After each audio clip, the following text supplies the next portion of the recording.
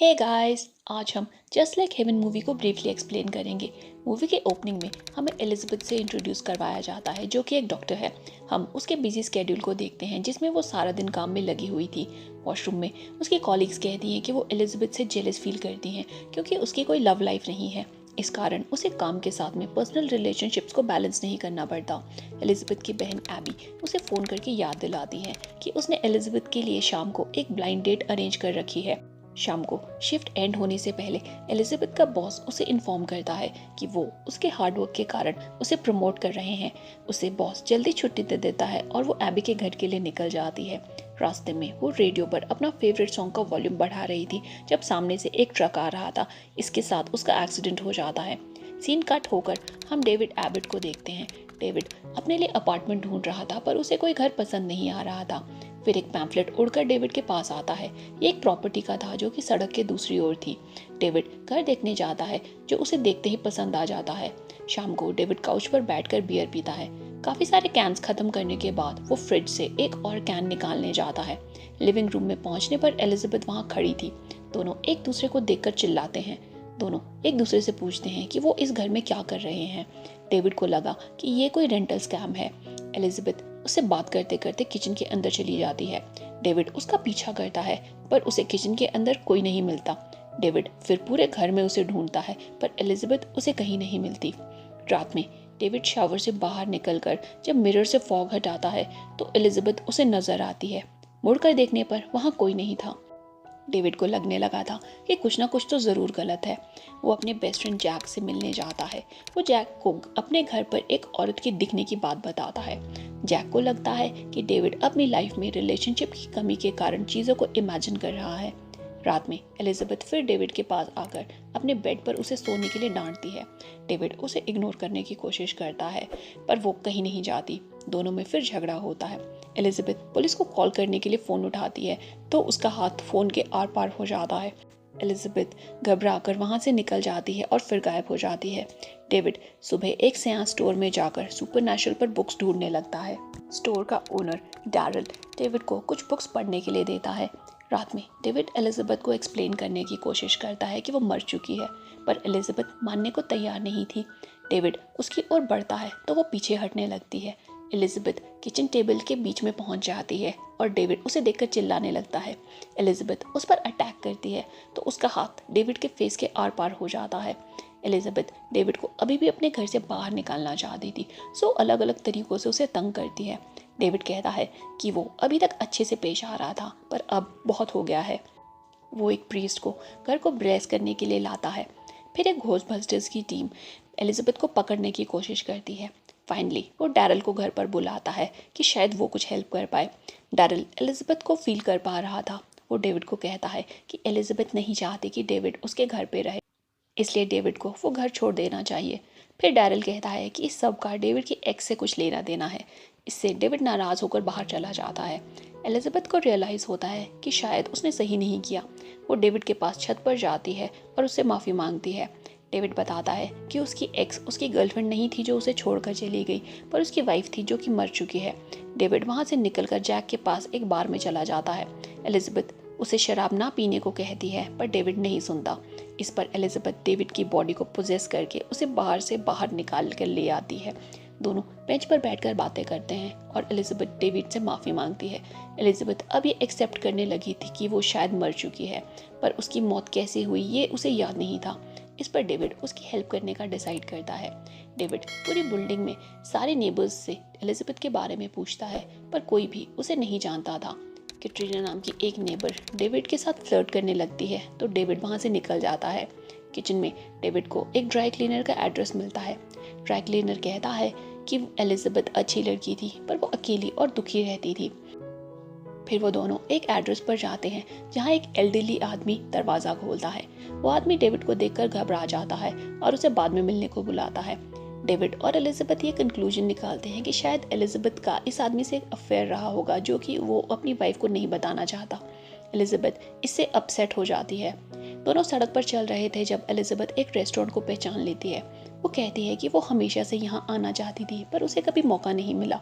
दोनों अंदर जाते हैं, पर वहाँ पर एक आदमी बेहोश होकर ज़मीन पर गिर जाता है। वहाँ लोग डॉक्टर को बुलाने को कहते हैं और एलिजाबेथ को रियलाइज़ होता है कि उसे पता है कि उसे आगे क्या करना है। वो डेविड को स्टेप बाय स्टेप बताती है कि उसे क्या क्या स्टेप्स फॉलो करने हैं। उसकी हेल्प से डेविड उस आदमी की जान बचा लेता है। एलिजाबेथ को समझ आ जाता है कि वो ज़रूर डॉक्टर रही होगी। दोनों सबसे नज़दीक के हॉस्पिटल में जाते हैं और एलिजाबेथ को याद आता है कि वो यहाँ पर काम करती थी। डेविड रिसेप्शनिस्ट से एलिजाबेथ के बारे में पूछता है तो वो एलिजाबेथ की कॉलीग के पास उसे भेज देती है। एलिजाबेथ की कॉलीग बताती है कि 3 महीने पहले एलिजाबेथ की कार का एक्सीडेंट हो गया था। एलिजाबेथ एक रूम की ओर खींची हुई चली जाती है। अंदर हम देखते हैं कि एलिजाबेथ कोमा की स्टेट में बेड पे पड़ी हुई थी। एलिजाबेथ बॉडी में वापस अटैच होने की कोशिश करती है, पर यह मेथड सक्सेसफुल नहीं होता। डेविड एलिजाबेथ का हाथ पकड़ता है तो एलिजाबेथ की स्पिरिट इस टच को फील कर पाती है। फिर डॉक्टर आकर डेविड को बताती है कि विजिटिंग आवर्स खत्म हो गए हैं। डेविड को रियलाइज़ होता है कि एलिजाबेथ अब उसके साथ घर नहीं आएगी। डेविड भले ही एलिजाबेथ को अपनी ज़िंदगी से बाहर निकालना चाहता था, पर अब वो इसी बात से दुखी हो रहा था। एलिजाबेथ हॉस्पिटल में रुककर सारे हॉस्पिटल में घूमती है। फिर एबी और उसकी बेटियाँ एलिजाबेथ से मिलने आती हैं। डॉक्टर ब्रेट आकर एबी से बात करता है। वो बताता है कि एलिजाबेथ ने एक फॉर्म साइन किया था कि अगर वो कभी भी कोमा टाइप स्टेट में जाएगी तो उसे आर्टिफिशियली लाइफ सपोर्ट पर नहीं रखा जाए। डॉक्टर ब्रेट कहता है कि 3 महीने से एलिजाबेथ को इसी लाइफ सपोर्ट पर रखा गया है क्योंकि वो हॉस्पिटल में डॉक्टर थी, पर अब एबी को ये डिसाइड करना है कि वो ये कंटिन्यू करना चाहती है या नहीं। रात में डेविड रूम में अकेला होता है जब कैटरीना उससे मिलने आती है। वो बहाना बनाती है कि वो अपनी चाबी कहीं छोड़ आई है। फिर कैटरीना डेविड के बेडरूम में चली जाती है और डेविड को समझ नहीं आता कि अब क्या करे। उसी वक्त एलिजाबेथ भी वहाँ पहुँच जाती है। वो कहती है कि उसे इस बात से फ़र्क नहीं पड़ता कि डेविड और कैटरीना रिलेशनशिप में आए। उसी वक्त कैटरीना कपड़े उतारकर टॉवल पहनकर हॉलवे में खड़ी हो जाती है। एलिजाबेथ डेविड को कैटरीना के साथ छोड़कर निकल जाती है। डेविड कैटरीना को मना करके उसे घर भेज देता है। फिर वो छत पर एलिजाबेथ के पास जाता है। वो बताता है कि उसकी वाइफ को सेरेब्रल हैमरेज हो गया था जिससे उसकी डेथ हो गई। डेविड कहता है कि सबसे बुरी बात यह थी कि सब कुछ इतना अचानक हुआ कि वो अपनी वाइफ की कोई मदद नहीं कर पाया, ना ही उसे प्रॉपर्ली गुड बाय कह पाया। अगली सुबह डेविड को अपनी प्रॉपर्टी डीलर का कॉल आता है कि उसे मंथली रेंटल पे करने की बजाय अब वो ईयरली रेंटल दे सकता था। दोनों इस बात से समझ आते हैं कि एबी ने एलिजाबेथ को लाइफ सपोर्ट से हटाने का डिसाइड कर लिया है। दोनों एबी से मिलने जाते हैं। डेविड कहता है कि वो एलिजाबेथ का पेशेंट था और एलिजाबेथ ने उसे मरने से बचाया था। वो एबी को कहता है कि एलिजाबेथ एक फाइटर है और एबी को उसे थोड़ा और समय देना चाहिए। एबी कहती है कि अब देर हो गई है क्योंकि उसने पेपर्स साइन कर लिए हैं। फिर डेविड एबी को सब सच बताता है, पर ऑब्वियसली एबी उस पर यकीन नहीं करती। वो एक नाइफ लेकर उसे घर से भगा देती है। एलिजाबेथ को लगा कि अब सब खत्म हो गया है, पर डेविड हार नहीं मानना चाहता था और उसे डैरल के पास ले जाता है। वो डैरल को सारी सिचुएशन बताता है और पूछता है कि वो लोग कैसे एलिजाबेथ की सोल को वापस उसकी बॉडी में ट्रांसफ़र करें। डैरल कहता है कि डेविड गलत सवाल पूछ रहा है। सही सवाल ये होगा कि एलिजाबेथ डेविड को ही क्यों नज़र आती है और वो उसी के पास हेल्प के लिए क्यों गई।